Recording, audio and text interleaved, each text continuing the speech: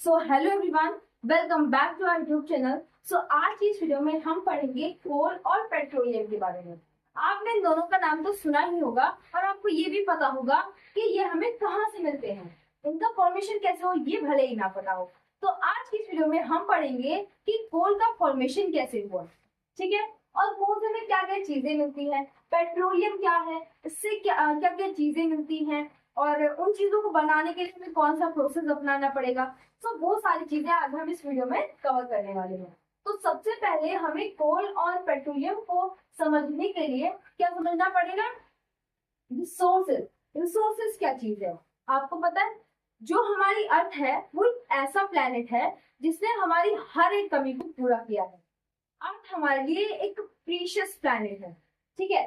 और हमारी नीडों को फुलफिल करने के लिए जो चीज हमें प्रोवाइड होती है, जो चीज हमें मिलती है, उसी को हम रिसोर्सेस कहते हैं, ठीक है। उसको हम रिसोर्सेस कहते हैं। यहाँ तक सब कुछ क्लियर है। इसके बाद आगे बढ़ेंगे। अब हम देखेंगे इनके भी टाइप्स। देखो, रिसोर्सेस के दो टाइप्स होते हैं, एक तो नेचुरल, ठीक है, नेचुरल रिसोर्सेस, दूसरा मैन मेड रिसोर्सेस,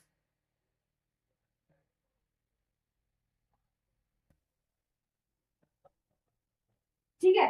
ये दोनों इसके ही काइंड है रिसोर्सेस के। अब इन दोनों के बारे में भी पढ़ लेते हैं। देखो, नेचुरल रिसोर्सेज क्या होते हैं? नेचुरल रिसोर्सेज वो रिसोर्सेज होते हैं जो हमें नेचर द्वारा प्रोवाइड होते हैं, जो हमें नेचर द्वारा प्राप्त होते हैं। अब मैनमेड रिसोर्सेज क्या होते हैं? मैनमेड रिसोर्सेज वो होते हैं जो हमें इंसानों द्वारा मिलते हैं, यानी कि जो चीजें इंसानों द्वारा बनाई गई हैं उन्हें हम क्या कहते हैं? नेचुरल मैनमेड रिसोर्सेज, ठीक है। अब देखो यहाँ पर नेचुरल रिसोर्सेज क्या है। नेचुरल रिसोर्सेज हमने जान लिया क्या है। अब इसके हम एग्जांपल्स पढ़ेंगे, ठीक है। एग्जांपल के लिए जैसे कि जो हमें फल फ्रूट मिलते हैं, खाने की जितनी भी चीजें मिलती हैं वो सारी हमें नेचर से मिलती हैं, तो वो हमारे नेचुरल रिसोर्स हो गए, ठीक है। अब मैनमेड रिसोर्सेज क्या हो गए? जैसे कि मैनमेड रिसोर्सेज जो हमें फर्नीचर हो गए, हमारे व्हीकल्स हो गए एक जगह से दूसरी जगह ट्रांसपोर्ट करने के लिए, ठीक है। तो वो सारी चीजें हमारे नेचुरल रिसोर्सेज होती हैं। देखो, ये जो नेचुरल रिसोर्सेज है इसके भी दो टाइप्स होते हैं जो आपने शायद नहीं पढ़े होंगे, लेकिन इस वीडियो में हम जानेंगे, ठीक है। तो वो होते हैं इन एग्जिस्टेबल,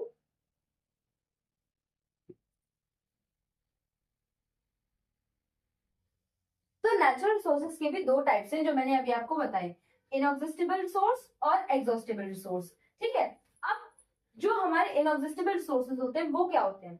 देखो, जो चीजें हमारे पास अनलिमिटेड है, मतलब जो चीजें कभी नहीं खत्म हो सकती, वो सारी हमारी इनएग्जिस्टेबल रिसोर्सेज में आती हैं।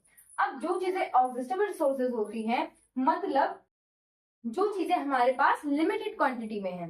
पहले हम एग्जॉस्टेबल के पढ़ेंगे, क्या चीज? एग्जाम्पल, ठीक है। तो उसके बाद इसके, ठीक है। जैसे कि इनएग्जिस्टेबल के एग्जाम्पल, जैसे कि सनलाइट, वाटर और एयर।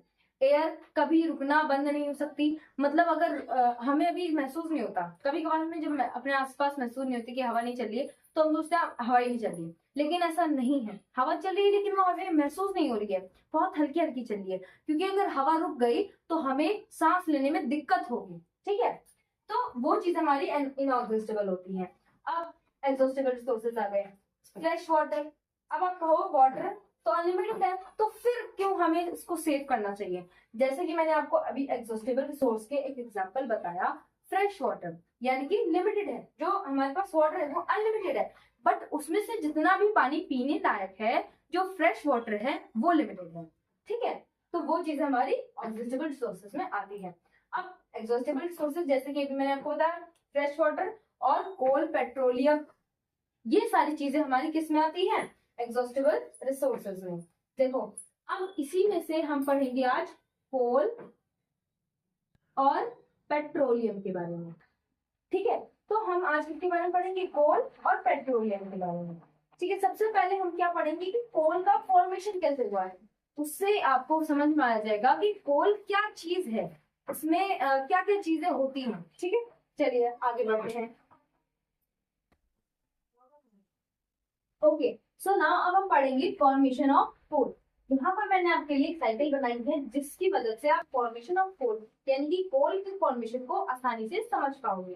ठीक है, तो चलो इसको पहले मिलियंस ऑफ ईयर्स एगो, बहुत सालों पहले क्या होते थे, बड़े बड़े घने घने जंगल होते थे। तो फ्लड की वजह से क्या हुआ, जो बाढ़ आती थी वहां पर, तो बाढ़ की वजह से वो सारे जो प्लांट्स है वो सारे मट्टी के अंदर बरी हो गए, दब गए।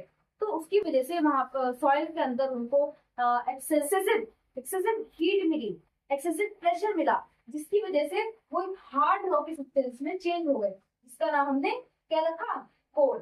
ठीक है, अब इसकी 4 स्टेजेस हैं जो आपको आज पढ़ने को मिलेंगी। ठीक है, पीट, पीट क्या है, पीट जब वो सारे स्केलेटन, वो सारे पेड़ पौधे जो मिट्टी के अंदर दब गए थे, वो सारे कुछ दिनों बाद क्या गलना शुरू हो जाएंगे, तो वो जेली जेली से बन जाएंगे, बिल्कुल गिरगिरे से। ठीक है, उस स्टेज को हम क्या कहेंगे, पीट। यहाँ पर बिल्कुल सॉफ्टनेस रहेगी। ठीक है, इस चीज को हम, इसके जो टेक्सचर है उसको हम पाई चार्ट की मदद से समझेंगे। ठीक है, तो यहाँ पर मैंने आपके लिए पाई चार्ट बना दिए 4। ठीक है, सबसे पहला हमारा पीट आता है। तो मैंने आपको यहाँ पर टेक्सचर कैसे बताया, बिल्कुल सॉफ्ट, बिल्कुल गिलगिला सा। ठीक है, तो यहाँ पर पूरा जो पाई चार्ट रहेगा हमारा वो पूरा सॉफ्ट रहेगा। ठीक है, लिग्नाइट पर आते आते उसमें थोड़ी सी हार्डनेस आ जाएगी।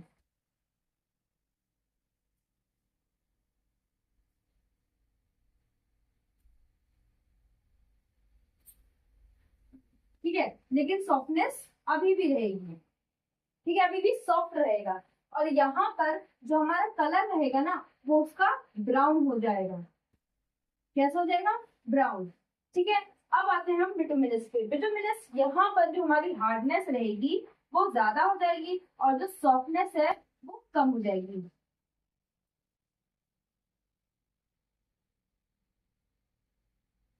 हार्ड अब ज्यादा हो गया और सॉफ्ट कम रहेगा। ठीक है, तो यहाँ पर जो हमारा कलर रहेगा वो आपका हो जाएगा ब्लैक और शाइनी, ब्लैक और शाइनी।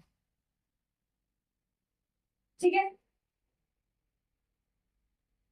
इस चीज को अगर आप ध्यान में रखते हो तो आप अपने पेपर में अगर इस टाइप का क्वेश्चन आता है तो आप उसको, अगर टाइम कम है तो आप उसको चार्ट, इस तरीके का चार्ट बना के आपको इजीली उसको एक्सप्लेन कर सकते हो। ठीक है, अब आते हैं हम अपने एंथ्रासाइड पे। किस पे, एंथ्रासाइड पे। अब देखो यहाँ पर मैंने आपको बताया कि सॉफ्टनेस कम हो जाएगी, और जब हम यहाँ पर पहुंचेंगे, इस स्टेज तक पहुंचेंगे, तब तक सॉफ्टनेस बिल्कुल खत्म हो जाएगी, यानी कि तब यहाँ पर खाली क्या बचेगा, हार्ड। ये बिल्कुल रॉ टाइप हो जाएगा। अब आप कहोगे तो कुछ लोगों के घर में जो कोल आता है, ठीक है, तो क्या होता है, कोयला। ठीक है, तो वो जब हम उसको प्रेस करेंगे, दबाएंगे, तो क्या होगा, वो बिल्कुल पाउडर हो जाएगा, मतलब वो छोटे छोटे पीसेस में टूट जाएगा। ठीक है, तो वो कौन सा होता है, ये तो पूरा ही हार्ड हो गया। तो जो आपके घर में आता है ना कोल, वो आपको कौन सा कोल होता है, बिटुमिनस, बिटुमिनस होता है वो, जो कि थोड़ा सा सॉफ्ट रहता है, जिसकी वजह से जब आप उसको प्रेस करोगे ना तो वो छोटे छोटे पीसेस में बिखर जाएगा। तो अब हम पढ़ेंगे डिस्ट्रक्टिव डिस्टिलेशन ऑफ कोल। ये क्या है, ये एक ऐसा प्रोसेस है when coal is strongly heated in absence of air, so that process is called destructive distillation of coal। एक सिंपल सी डेफिनेशन है इसकी जो मैंने अभी आपको बताई, आप उसका चाहे स्क्रीनशॉट ले लीजिए, क्योंकि डिस्ट्रक्टिव डिस्टिलेशन ऑफ कोल ये पूरी डेफिनेशन और इससे हमें क्या क्या मिलता है ये आप सभी आपको जानने को मिलेगा। सबसे पहले अगर आप स्क्रीनशॉट लेना चाहते हैं तो आप स्क्रीनशॉट इसका ले सकते हैं।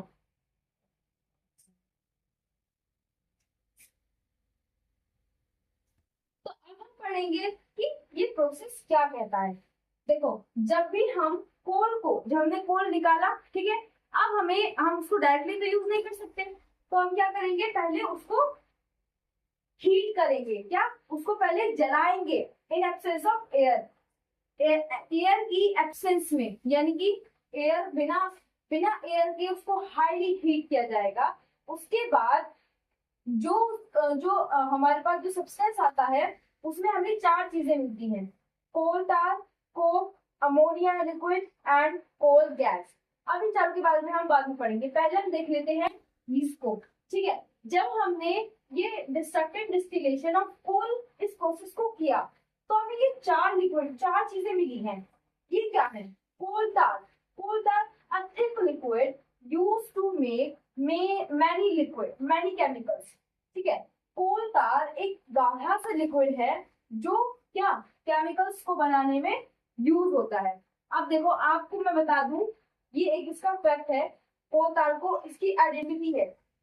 कोल तार की बहुत ही अनप्लीजेंट स्मेल होती है, बहुत ही गंदी सी स्मेल होती है। ठीक है, अब देखो कोक क्या होता है। अब black substance contain carbon in large amount and used to make iron. अब कोक एक ऐसा काला सा सब्सटेंस है जिसमें क्या कार्बन है बहुत ज्यादा अमाउंट में। ठीक है, और किस लिए यूज होता है? आयरन के लिए, आयरन को बनाने के लिए। हमारा जो कोल तार है वो किसमें यूज होता है? केमिकल्स को बनाने के लिए। ये चीजें मेन है। ठीक है, आप चाहे इनको कीवर्ड्स भी लिख सकते हैं, कोल तार, केमिकल्स। ठीक है, अब आते हैं हमारा अमोनिया लिक्विड। जैसे कि नाम से ही पता चल रहा है कि अमोनिया लिक्विड है तो अमोनिया ही देगा। ठीक है, इट गिव्स अमोनिया, और लिक्विड है, एक लिक्विड है। ठीक है, it gives ammonia.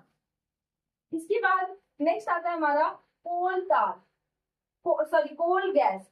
It is used as gaseous fuel in industries and we can create electricity by this। इस कोल गैस की मदद से हम इलेक्ट्रिसिटी को भी क्रिएट कर सकते हैं।